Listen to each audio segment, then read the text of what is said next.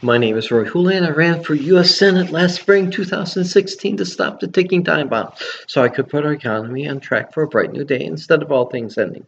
Now I'm making plans on running for office in 2018, but I still need to tell.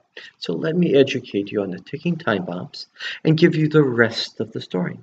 Part 8B, Absolute Rights is a Highway to Hell. Being in retail for like almost 20 years, I have a very keen insight on to how gun control really works. In retail, I know all too well that a few can ruin things for the many. Gun advocates use small numbers, like 2% of gun killings are by criminals. Actually, most gun killings are suicides, like 60%.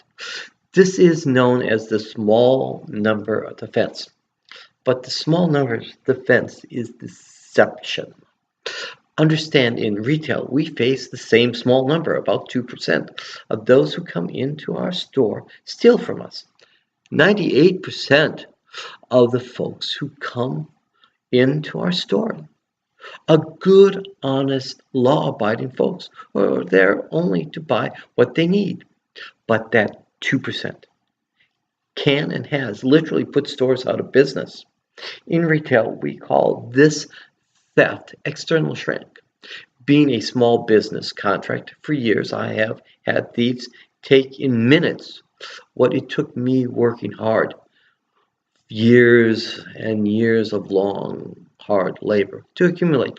From experience in business, a business cannot out earn an unchecked thief. After 20 years of being a victim of thieves numerous times, I don't like thieves.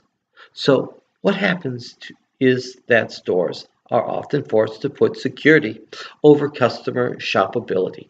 Shoppability is like keeping the store customer friendly, so you can get what you want without having to do extraordinary actions to get. Shoppable is what all stores want to be. So there is a balancing of security to shoppability that must go on.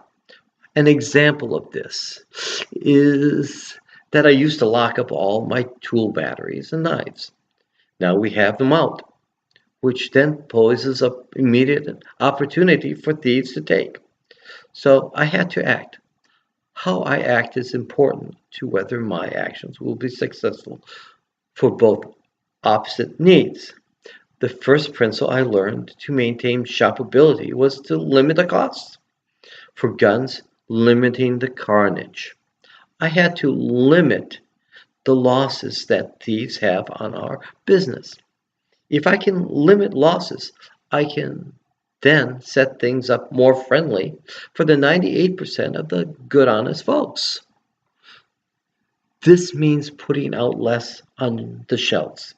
That means more work for me, but allows me to focus more of my time on good customer service than security. The same goes with gun control. The first thing that any gun control law needs to do is control the carnage. Understand, one man armed with guns of mass destruction was able to kill 59 people and wound some 500 people in just 10 minutes. This kind of carnage creates a need to react and will lead to overreaching gun owners' stupid laws being put in place.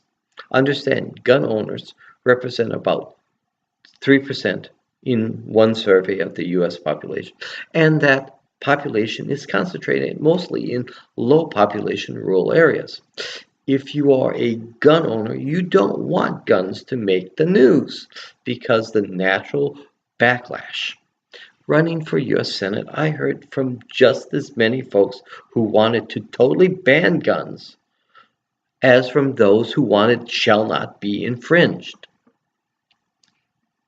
Having run, I can tell you that the majority having a pro-gun view is a myth, even in Kentucky. To keep laws gun owner friendly, we must control carnage that these bad guys do with their guns. Understand, this is a police right to life issue. Police have every right to go home to their wives and children. Mayors across our country, a policeman's or fireman's right to life is more important than our gun rights. Second reason, there are a very powerful and influential third party involved, the insurance companies. They love to share the pain. Talk to your city mayors and county judge exec and ask them if their medical and liability policies haven't gone up and by how much. If you want lower or to keep your taxes from going up sky high, then gun control will be an inevitability. Big city problems do cost small cities. Let's take a look at what big C conservatives have done over the last couple years. Passed a law to allow the sale of ever larger capacity gun magazines. Would more bullets fired mean more deaths? You bet. Would that mean more and more carnage per event? You bet. More and more likely to make the news? You bet. Now, we learned there are no controls on bump stocks, turning semi-autos into autos. More bullets from higher capacity magazine in less time. Do you think that makes for more carnage? You bet. Now, after the Texas massacre, we find out that the NRA and the gun advocates are currently pushing a bill that legalizes the sale of silencers. What a great idea there! Not knowing you are being shot at or not knowing where the gunfire is coming from, don't know where to run, don't know where to hide, don't know where to fight. Does that make even a good guy with a gun a sitting duck? Can you say gun stupid? You bet. And what will happen to the carnage that the bad guys inflict on good folk? Great thing for our good guy police, not.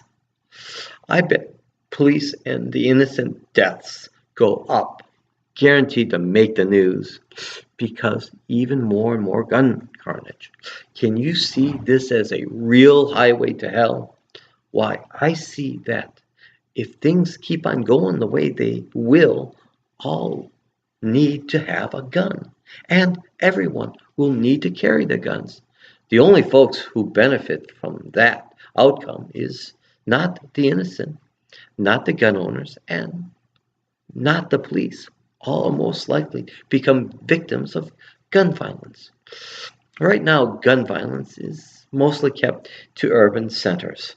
But as urban centers become harder targets for criminals, cars will enable the urban center bad guys to go out to the softer target, rural communities. Remember Bonnie and Clyde? They robbed rural communities with 50 caliber machine guns, outgunning local police. Another fact, the bad guys seem to always have better guns than us good folk. Maybe they look for this kind of gun too.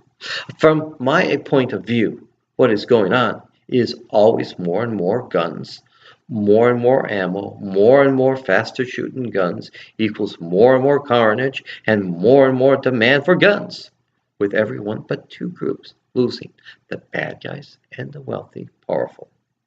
I'm from a retail background.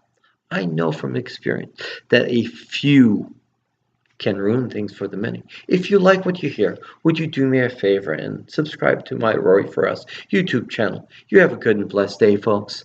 Bye.